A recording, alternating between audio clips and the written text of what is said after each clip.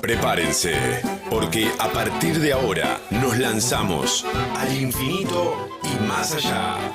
Un extraño programa alimentado con un conjunto de conocimientos obtenidos mediante la observación y el razonamiento sistemáticamente estructurados y de los que se deducen principios y leyes generales. Sí, ciencia. Un tubo de ensayo en el éter para el que se necesita mucho de investigación sistemática y una buena dosis de locura también. Y mirá lo que pasó con Galileo, porque él decía que la Tierra no era el centro del universo, sino que era el Sol, y terminó confinado en su casa, preso, etc. Y nosotros enseñamos en la facultad hoy lo que en aquella época se decía que era una locura total. Desde el presente viajamos al pasado y, ¿qué se creen? También tratamos de remontarnos hacia el mañana. ¡Qué gravedad, Newton, eh! Para entender de dónde venimos, quiénes somos y hacia dónde vamos. No tiene que imaginarse el espacio-tiempo como una tela tridimensional. Cuando todas las masas se mueven, producen estas arruguitas en la tela, que son las ondas gravitacionales. Y donde siempre, pero siempre, preguntamos para aprender. ¿Sabés qué se necesita para hacer un buen lugar de física? 4 paredes y gente brillante adentro. Al infinito y más allá. Una hora, bueno, casi una hora, de ciencia, salud y tecnología con Nora Bar en el Destape Radio. Bienvenidos. Hola amigos, ¿cómo están? Nosotros aquí en el panel de comandos para irnos de nuevo al infinito y más allá. Este vuelo así a velocidad supersónica que hacemos todos los viernes por las noticias importantes en ciencia, salud y tecnología. Bueno, empezamos con la crónica de la destrucción de cada viernes. Siempre se habla del CONICET, se habla de otras, los institutos del CONICET, de los problemas que tiene la ciencia y la tecnología, de la Agencia de Promoción Científica y Tecnológica, o agencia I+D+I, de la parálisis en que se encuentra el sistema científico, pero no tantas veces se habla sobre el INTA, un organismo autárquico fundamental para el desarrollo y para la economía del país. Este es un país del que se dice siempre que su motor económico es el campo. Bueno, el campo se desarrolló e incorporó tecnología en gran parte gracias al INTA, y lo incorporó e incorpora nuevos métodos de siembra, estudios sobre los suelos, desarrollos de todo tipo, nuevas variedades genéticas, todo eso lo hace el INTA, estudios sobre las plagas, secuenciación de virus que atacan a las plantas, todo eso se hace en el INTA, el Instituto Nacional de Tecnología Agropecuaria. Esta semana trascendió que los planes oficiales para el INTA es desprenderse de alrededor de 1.000 o más de 1.000 de sus puestos de trabajo.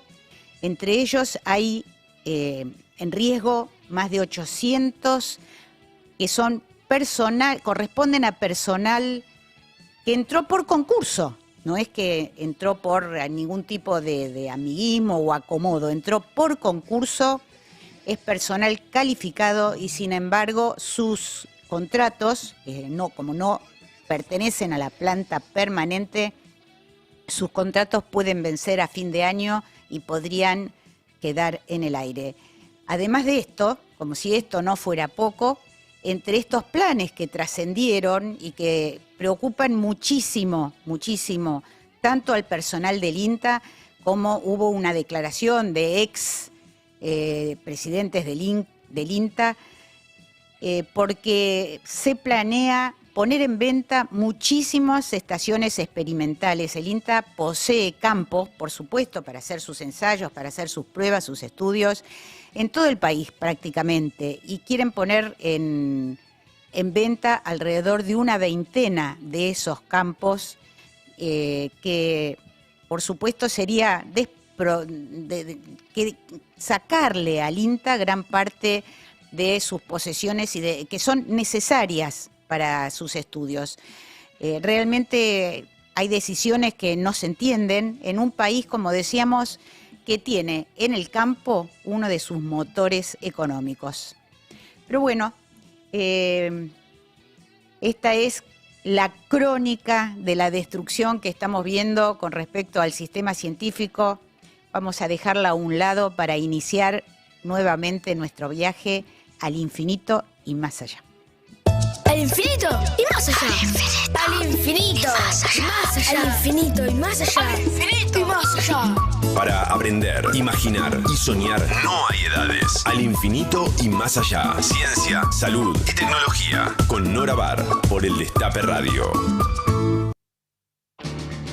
Muy bien, bienvenidos nuevamente al infinito y más allá. Los acompañamos y ustedes nos acompañan, por supuesto, también hasta las 22. Estamos en vivo en El Destape. Nos pueden seguir a través de AM 1070, también, por supuesto, a través de la transmisión en vivo en el canal de El Destape en YouTube, a través de TDA y del canal número 20 de Telecentro, y también los leemos a través del chat de YouTube. Antes de abrir las vías de comunicación habituales, les recuerdo que todos aquellos y aquellas que quieran seguir escuchando y disfrutando los contenidos del programa o todos los programas completos en formato de audio podcast, lo pueden hacer como muy simple. Ingresan a www.norabar.com.ar y así se van a encontrar con todos los contenidos del programa desplegados. Talentos, noticias, las entrevistas y, como les dije antes, los programas completos del ciclo. www.norabar.com.ar. Y también aquellos que prefieren hacerlo a través de YouTube, quedan todos los programas completos en el YouTube oficial de El Destape. Ahora bien, si ustedes quieren dejarnos sus mensajes, lo pueden hacer vía WhatsApp al 11 25 80 93 60, 11 25 80 93 60. Si nos quieren escribir por Twitter, también lo pueden hacer a @alinfinito1070 y @eldestape_radio, siempre con el hashtag al infinito y más allá. Nora, si te parece, vamos rápidamente a la primera entrevista de esta noche. Así es, como hacemos siempre, a velocidad supersónica, nos estamos yendo a los Estados Unidos. Allí donde se están explorando los horizontes, las fronteras de la medicina. Curar antes de nacer. Y para eso vamos a hablar con el doctor Adolfo Echegaray. Médico especialista en obstetricia y ginecología, investigador y fellow clínico en medicina y cirugía fetal en el King's College Hospital de Londres y en el Hospital Virgen de las Nieves en España. Jefe de sección de medicina materno-fetal en el Hospital Nacional de Niños y profesor asistente en medicina materno-fetal en la Universidad Estatal de Ohio. Director además de la diplomatura en medicina fetal en la Universidad Austral Argentina.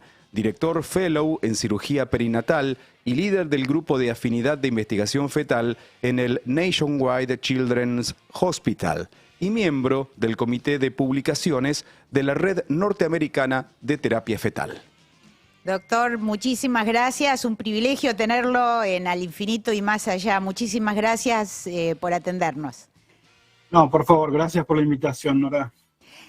Les vamos a contar a nuestros amigos, a los que nos acompañan todos los viernes, que usted, junto con un equipo del Hospital Austral, acaba de recibir un premio muy importante de la Academia Nacional de Medicina, el premio Herrera Vegas, que por primera vez se otorga a la cirugía fetal. Es un premio que se otorga cada 4 años, así que realmente un honor.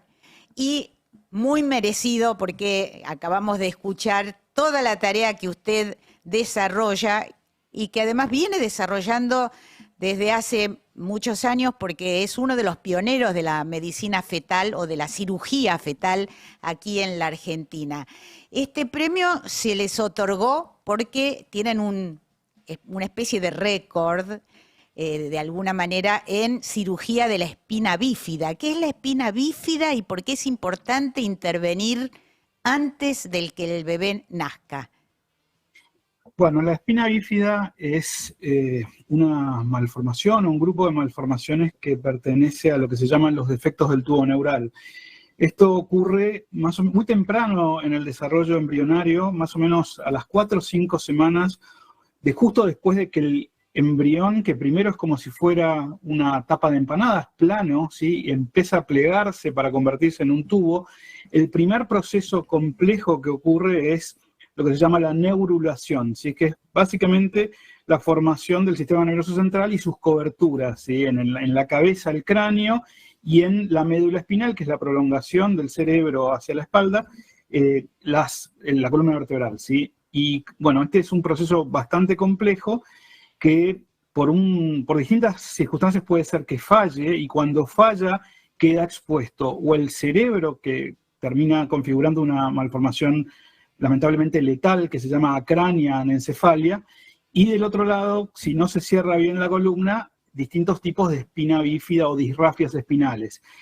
Las personas que están afectadas por disrafias espinales abiertas tienen expuesta la médula espinal, que es de donde salen los nervios que van a todos los músculos y a los órganos que tienen movilidad propia, como el intestino y la vejiga, y bueno, sufren distintos grados de parálisis, de debilidad en los músculos esqueléticos, no pueden en general caminar, y también pueden tener otros problemas como incontinencia. Además, como está abierta el canal neural, se pierde el líquido que circula por el cerebro, que se llama líquido cefalorraquídeo, y estos chiquitos desarrollan antes de nacer hidrocefalia, que requiere tratamiento después del nacimiento, y que obviamente es un factor de riesgo para afectaciones del neurodesarrollo.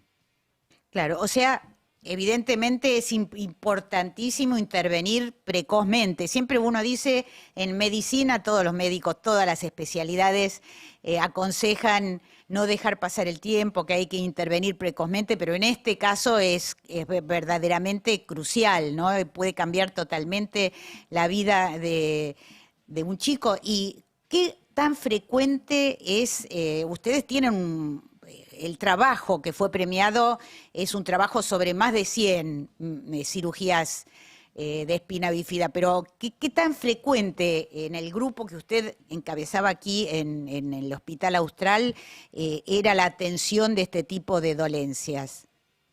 Bueno, la espina bífida es una de las malformaciones severas más frecuentes. Después de las malformaciones cardíacas, que en realidad son muchas distintas enfermedades, vienen probablemente la espina bífida, ¿sí? Y bueno, eso hace que, gracias un poco a un avance importante que ocurrió en los años 90, que fue el descubrimiento de que la suplementación con ácido fólico puede reducir significativamente la prevalencia de estas enfermedades. Eso, bueno, redujo significativamente la frecuencia de estas malformaciones, pero igual sigue siendo muy frecuente.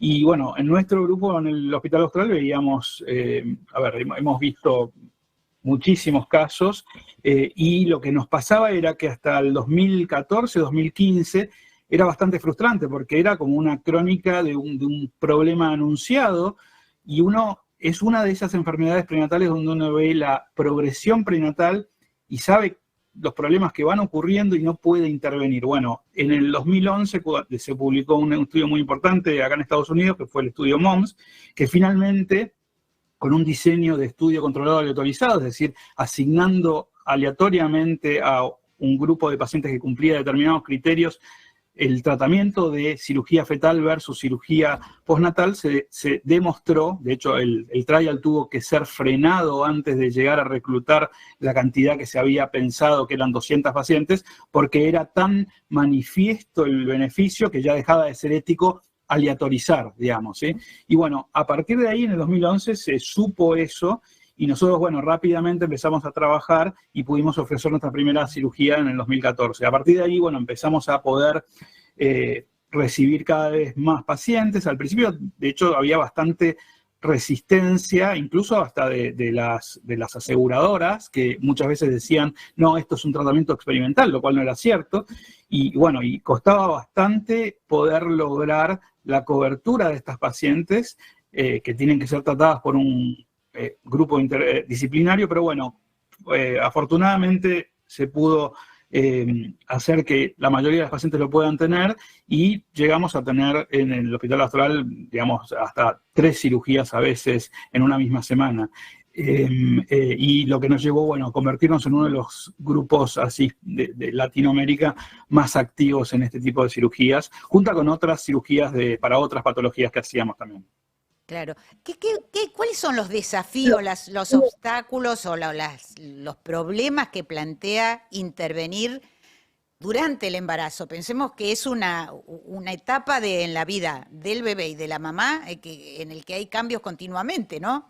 Así que, digamos, me parece que debe tener dificultades agregadas a las de cualquier cirugía más convencional. Sí, hay muchos desafíos, algunos tienen que ver con el bebé y otros tienen que ver con la mamá.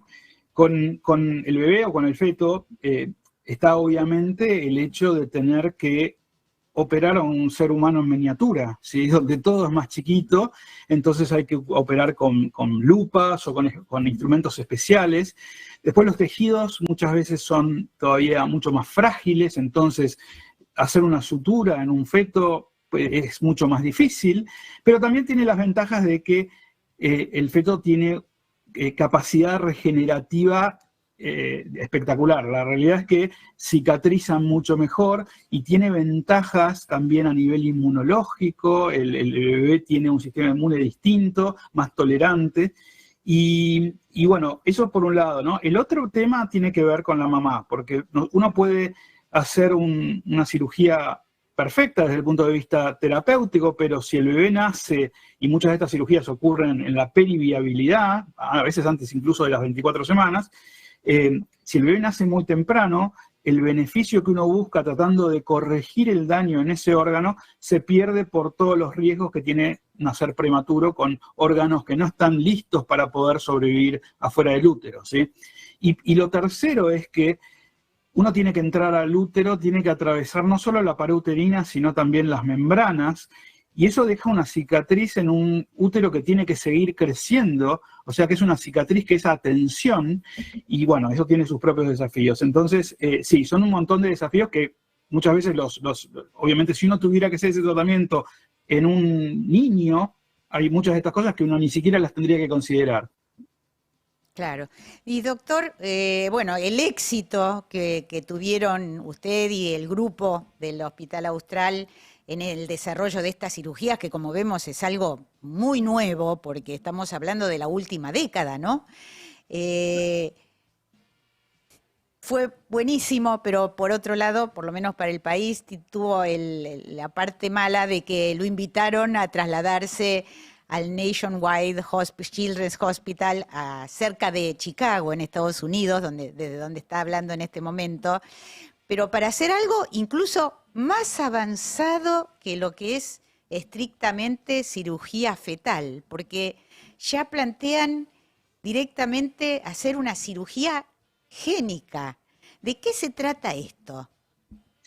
Sí, la verdad es que, a ver, la historia de la terapia fetal ha sido sobre todo una historia de cirugías, ¿no? Para algunas patologías, como dijimos, donde el daño orgánico progresa antes del nacimiento y para el nacimiento ya es irreversible.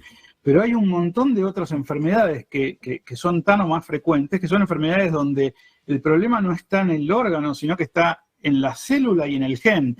Y son bebés que muchas veces cuando nacen ya tienen grados de daño a veces en las neuronas, en el hígado, en distintos órganos muy severo, que los condiciona a una menor esperanza de vida o una vida con muchas discapacidades, ¿sí?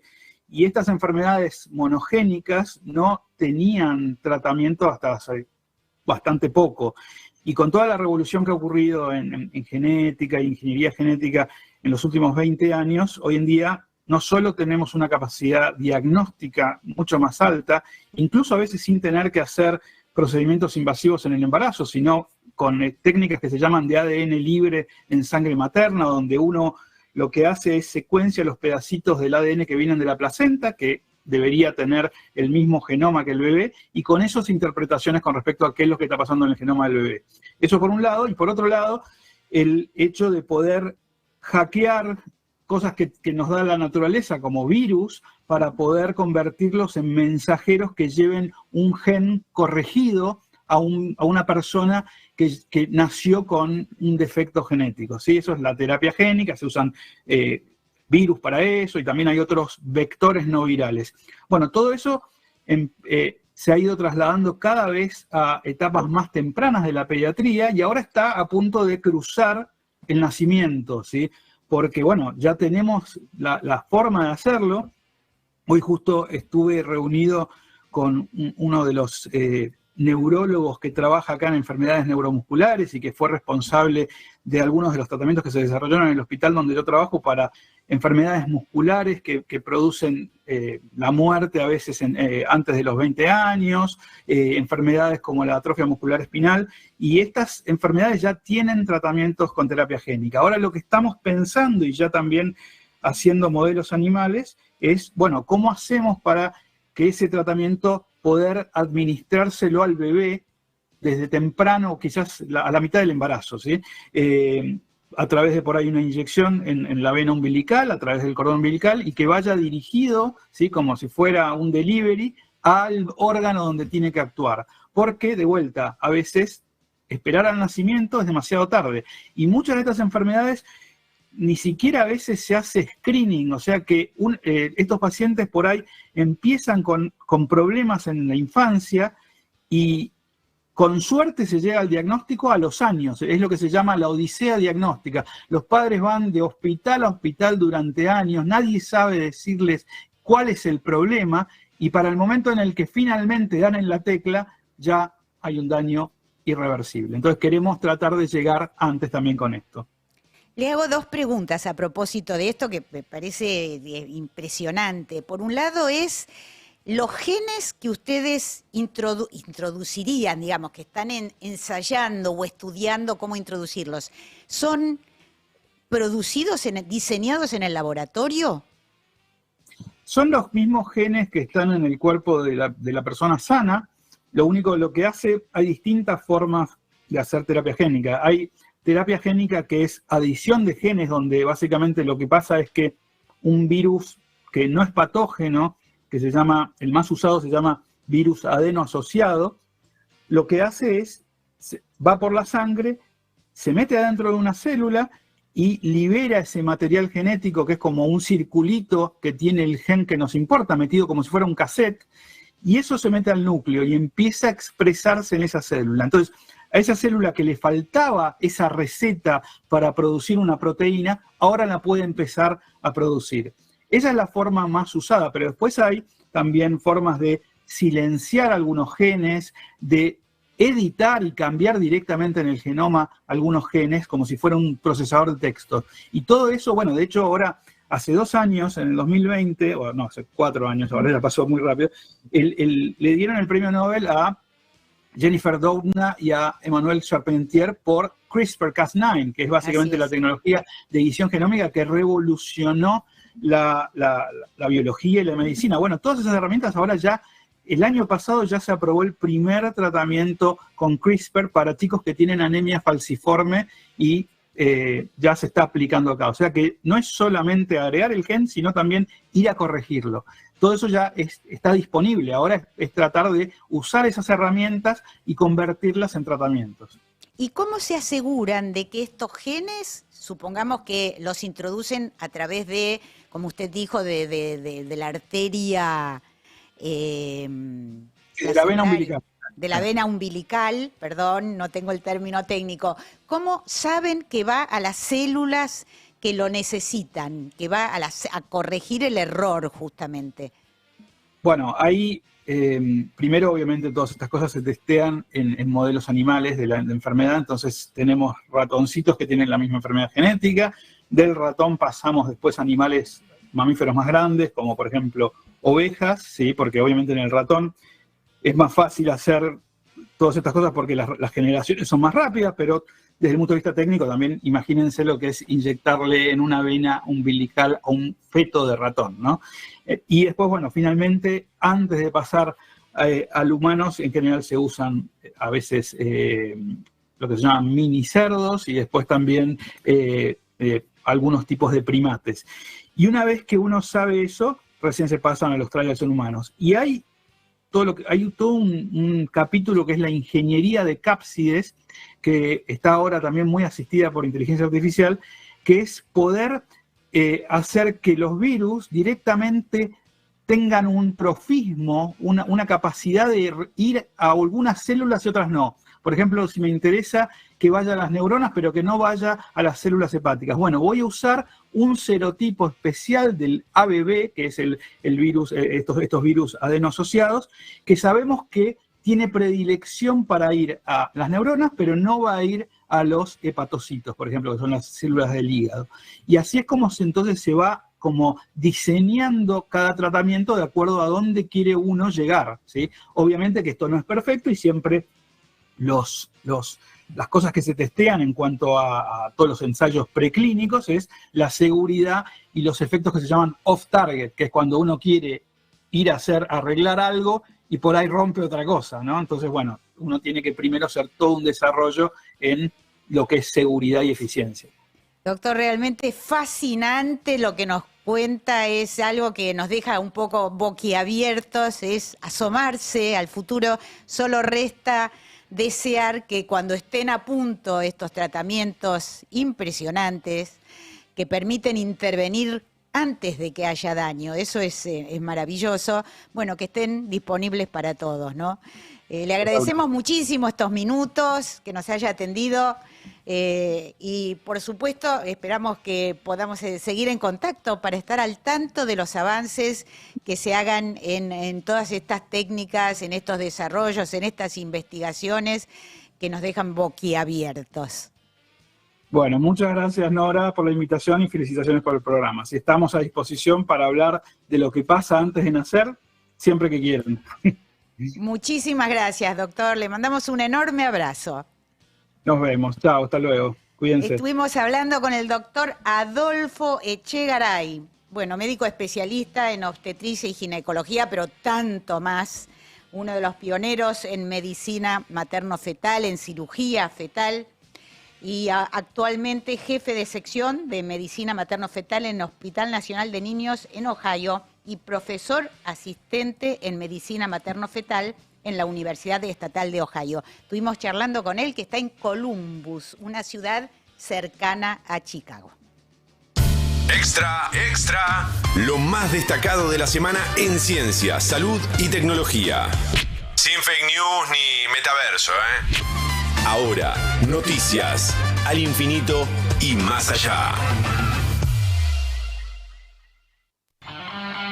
Un equipo de astrónomos toma la primera foto ampliada de una estrella moribunda fuera de nuestra galaxia, Nora. Así es, está en primer plano a 160.000 años luz del planeta Tierra y agonizando. Expulsa enormes cantidades de gas y polvo en una caótica danza cósmica. Podría convertirse en una supernova, una estrella impresionantemente brillante.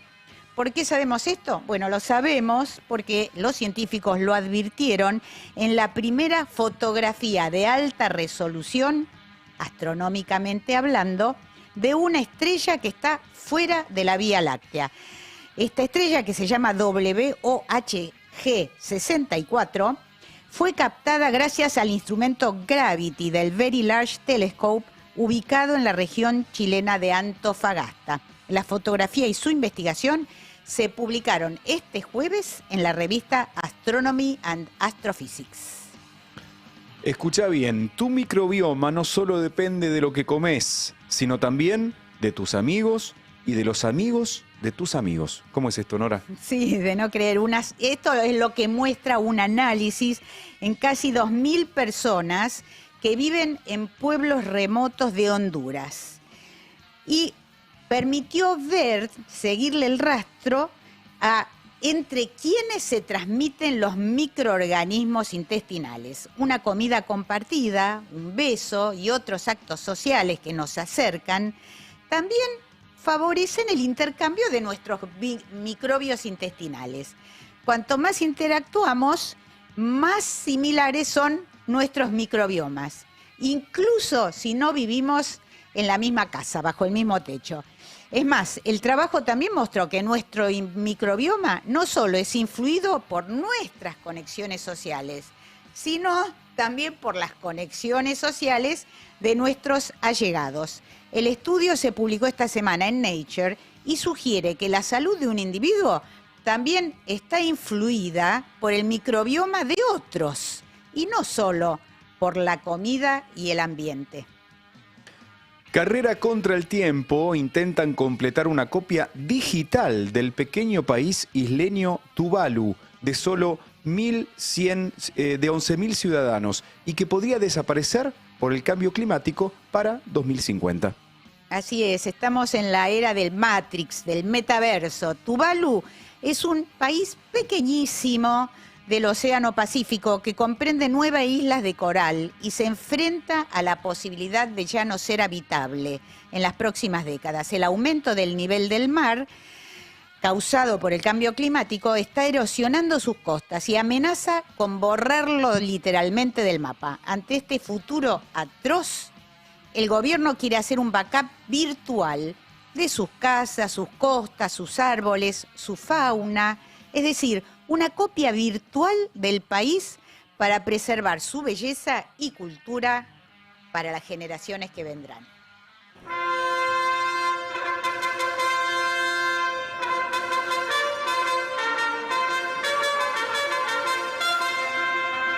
¿Sabías que...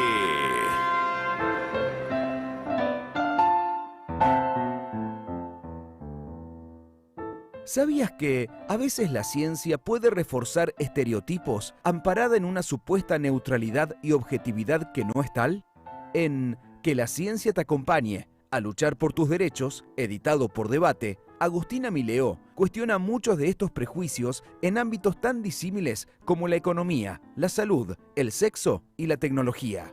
A lo largo del texto, Mileo abre la discusión sobre temas como la utilidad del orgasmo, las diferencias entre el cerebro femenino y masculino, las falacias sobre el aborto y los mitos de la menstruación. Irreverente y crítica, la autora enfoca la producción y comunicación del conocimiento. La conocida economista Mercedes D'Alessandro lo definió como un libro de activismo científico y feminista. No te vayas, ya seguimos disparados al infinito y más allá.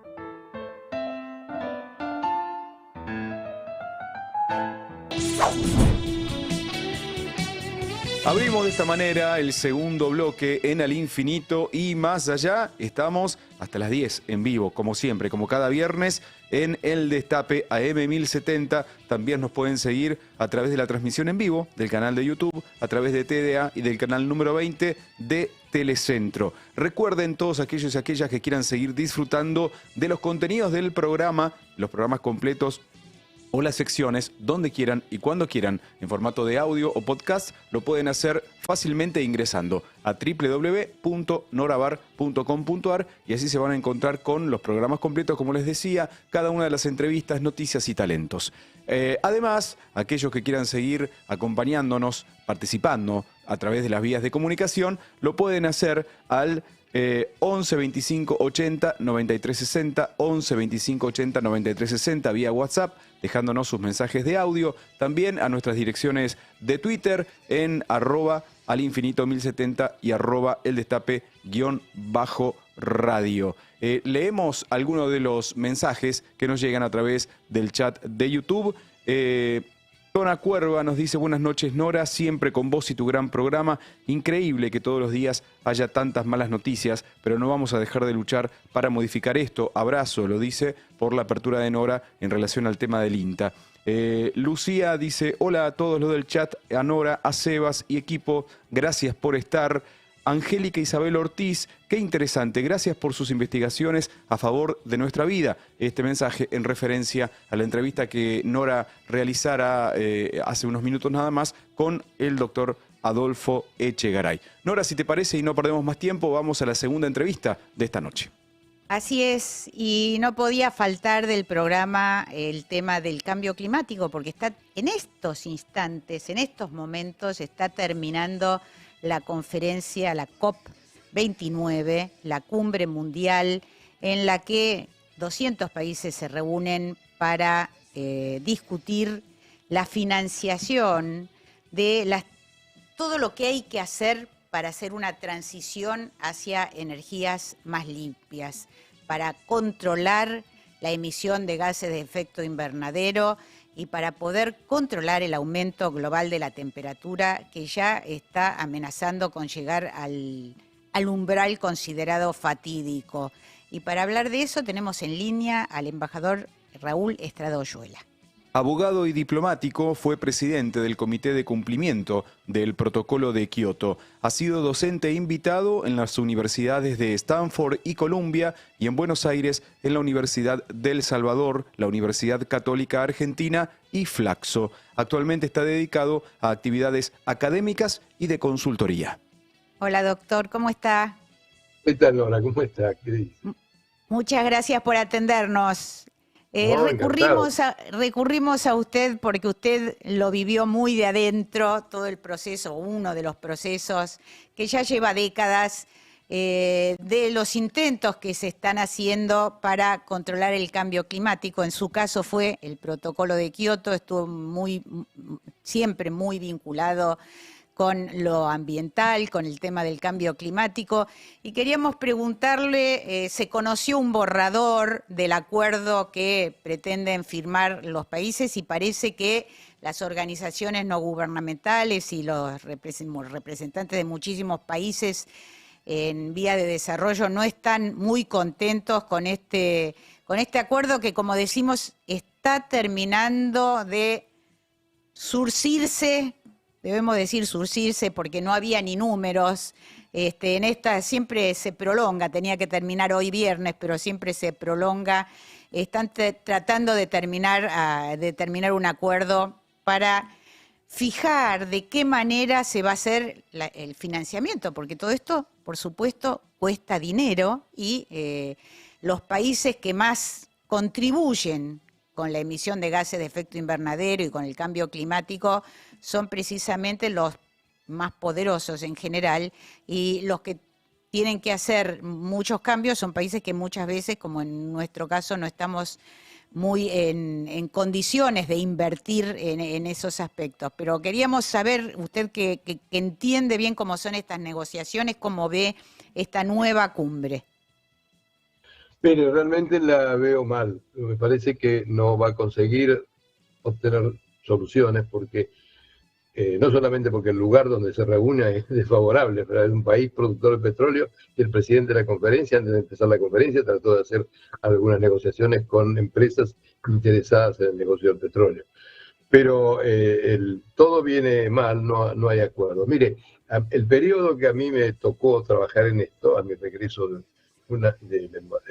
la embajada en China, es decir, bueno, durante mi paso por China hice también lo de Kioto, y antes de eso y después, desde el 90 hasta el 2008, hubo un periodo nosotros decíamos, de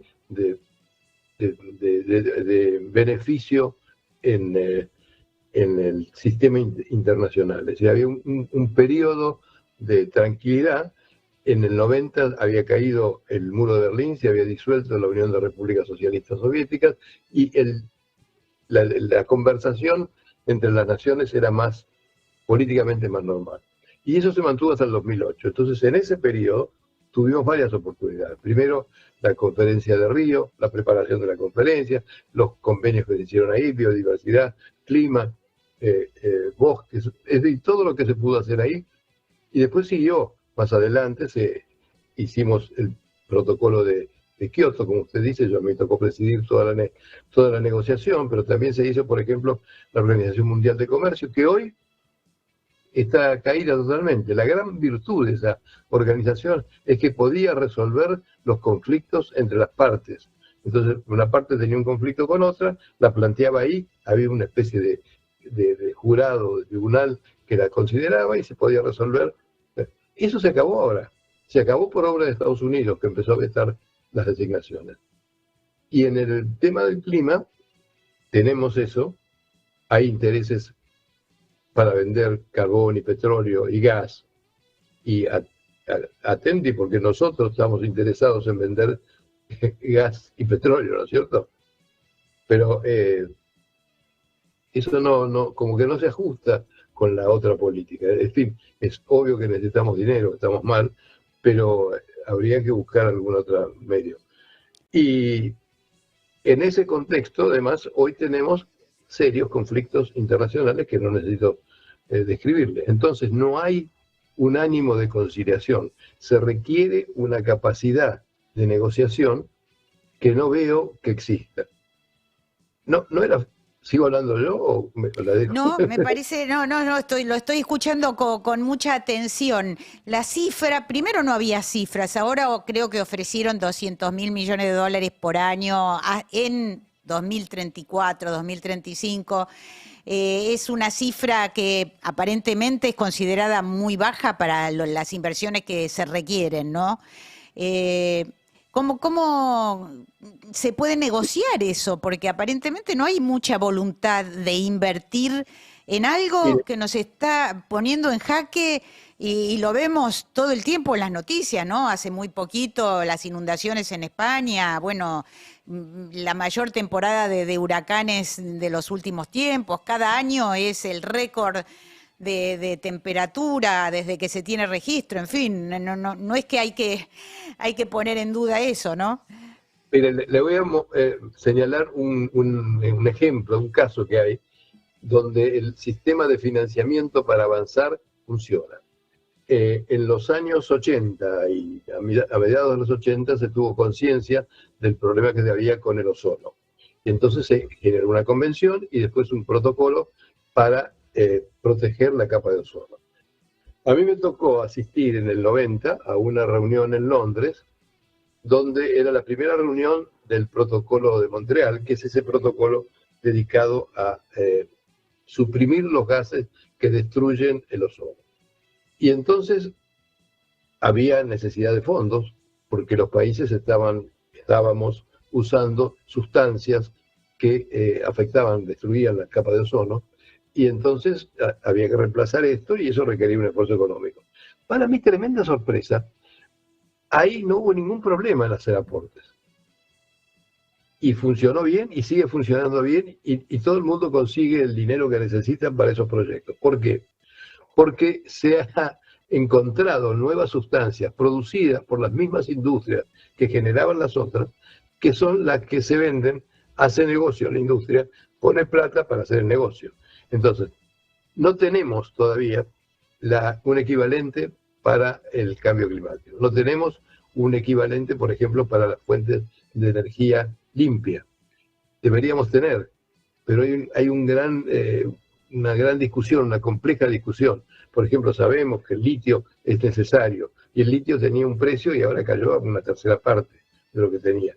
Pero lo que hay que buscar es una forma que no dependa exclusivamente de aportes de los gobiernos. Por supuesto que los gobiernos tienen que hacer sus aportes, y está bien que lo hagan, pero los gobiernos tienen que cobrar impuestos para hacer los aportes. De modo que esto es bastante complicado. Lo que hay que buscar es cuáles son las formas de obtener recursos que generen a su vez fondos para actuar. Hay un esfuerzo en la OECD para que algunas instituciones financieras privilegien inversiones que vayan orientadas a reducir las emisiones. Las emisiones han crecido de una manera notable. Cuando empezamos en esto... Permítame que lo interrumpa un poquito. Usted nos acercó un gráfico. Justamente vamos a pedir a ver si lo podemos mostrar. Un gráfico que publicó el diario The New York Times. Ahí está. Sobre las emisiones de dióxido de carbono. Cómo están subiendo, a pesar de los acuerdos, suben y suben y suben, ¿no? Bueno, pero fíjese quién sube. Esta línea amarilla es China, está ahí indicado. Fíjese que China, acá por el año 2000, estaba a un nivel que era el nivel de Europa, de toda Europa. Para 5 años más tarde se cruza con la línea de Estados Unidos y ahora China es el mayor emisor de dióxido de carbono. Y la India está creciendo fuertemente. La India es un emisor muy importante. ¿Por qué? Pero, sin embargo, dicen que China es el país con mayor cantidad de tecnología, digamos, benéfica para el ambiente o de tecnología no emisora, y sin embargo suben las emisiones. ¿A qué se debe eso? Bueno, se debe al impulso que tenía antes y que se ha mantenido. China venía con un impulso muy fuerte en la utilización de carbón, y eso es lo que le empuja para arriba sus emisiones. Ahora tienen en algunas áreas, por ejemplo, en la producción de vehículos eléctricos, una fuente para reducir emisiones bien importante, y es un buen productor de esos vehículos. Ahora, tiene que encontrar el mercado.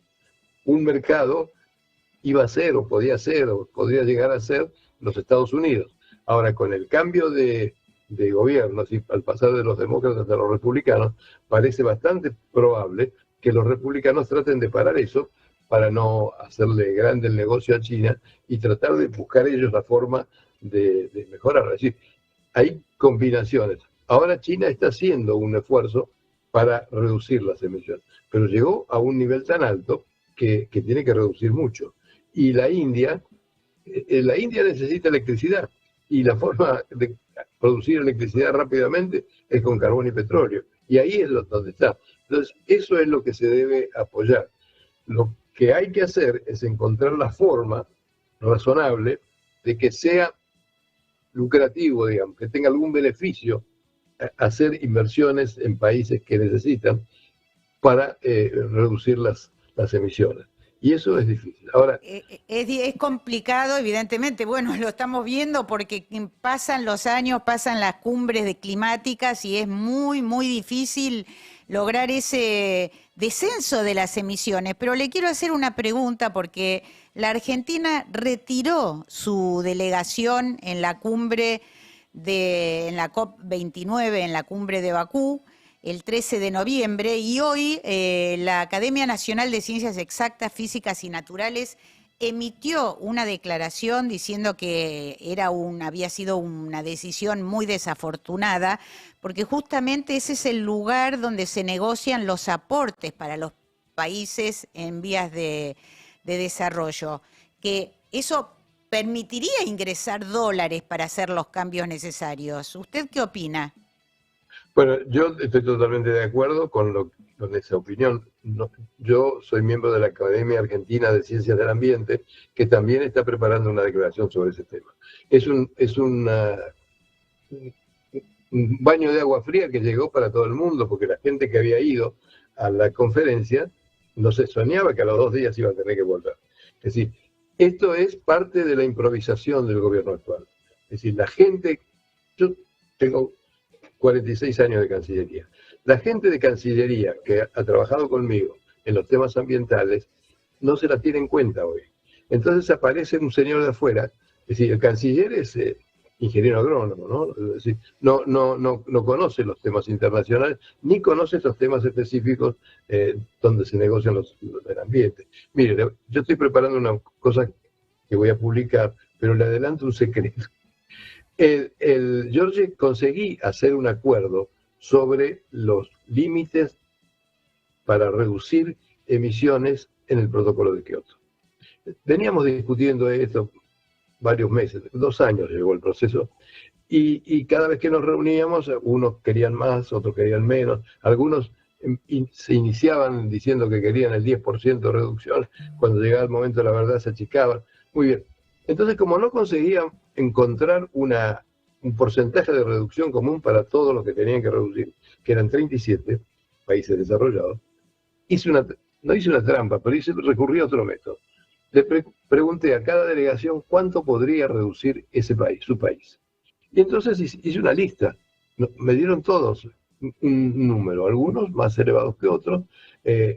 Por ejemplo, es una indiscreción, pero la Unión Europea, que pedía 10% de reducción, cuando llegó el momento de poner el número ahí, que era donde lo que ellos iban a tener que reducir, puso 7. Y esto pasaba en varios lugares. O, por ejemplo, Rusia dice no puedo reducir nada. Bueno, se juntó la lista. Juntamos la lista y la Secretaría de Naciones Unidas tenía un equipo para evaluar esto. Entonces lo que hicimos fue pedirle, dígame, si estos 37 países reducen esto, ¿cuánto se reducen en total? Hicieron el cálculo y dijeron 5.4%. Entonces dijimos, fenómeno, vamos a poner, como tenemos, un anexo donde está la reducción de cada uno, y en el texto decimos que se buscará la reducción de 5%. A lo mejor ese otro 4 después la coma era un exceso, y lo hicimos así. Entonces alguna gente, mucha, la que no conocía el proceso, supuso que le habíamos impuesto al mundo, a los países desarrollados, esa reducción del 5%. No, esa reducción es la que cada uno quería hacer, estaba dispuesto a hacer. Y salió bien, porque a pesar de que Estados Unidos, que firmó, estuvo de acuerdo y firmó el convenio, pero no lo ratificó con intervención en el Senado de Obama y Biden.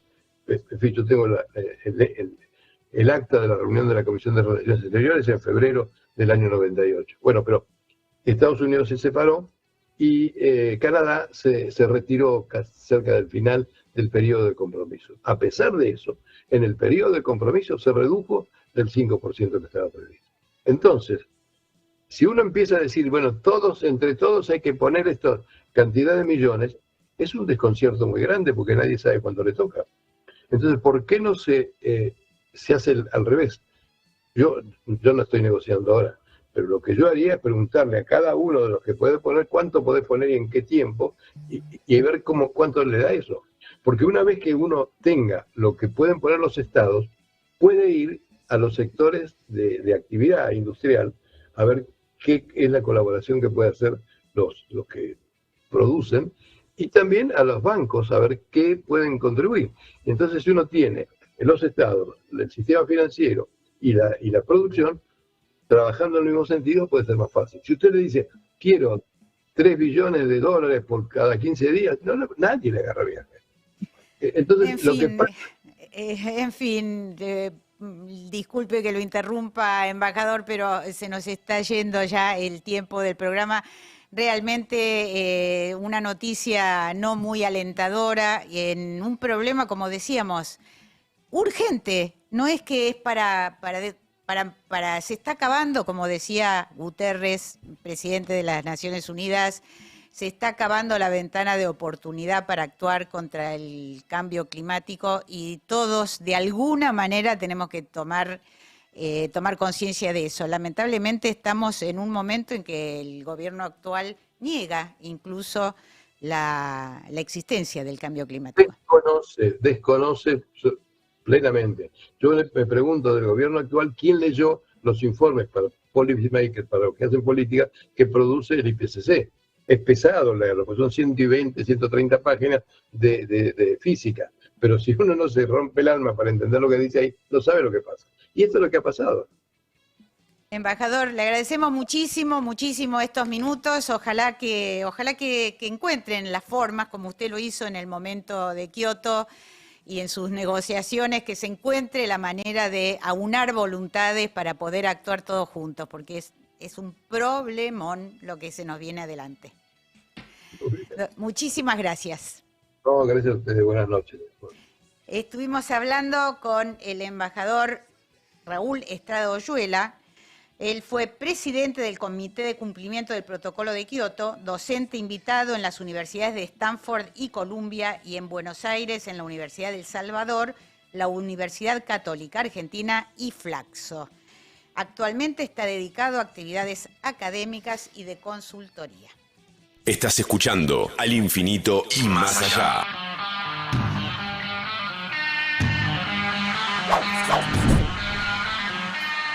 Muy bien, y llegamos al final. No nos queda más tiempo, Nora. Comenzamos rápidamente la despedida. Agradecemos a todo nuestro equipo y, por supuesto, a todos los oyentes que están del otro lado y nos acompañaron durante toda esta hora. Agradecemos al equipo. Muchas gracias a nuestro director, Grego Faerman, en cámaras y micrófonos, a Jera Verdejos, en Videograf, a Tomás Gobar, a Marcelo Ojeda, en la producción de Zócalos, en la asistencia técnica, a Jorge Gaitán, a nuestro jefe técnico, Germán, y a nuestra operadora, Yeye Strano, Nora. Y a Sebastián Díaz en la locución y coordinación general, y Eva Ojeda Bar en la producción. Y como siempre decimos, muchas gracias a ustedes que nos acompañan viernes a viernes a hacer este viaje por las noticias importantes en ciencia, salud y tecnología. Que tengan un excelente fin de semana, una excelente semana, y nos encontramos de nuevo el viernes que viene a las 9 en punto para irnos al infinito y más allá. Esto fue Al Infinito y Más Allá.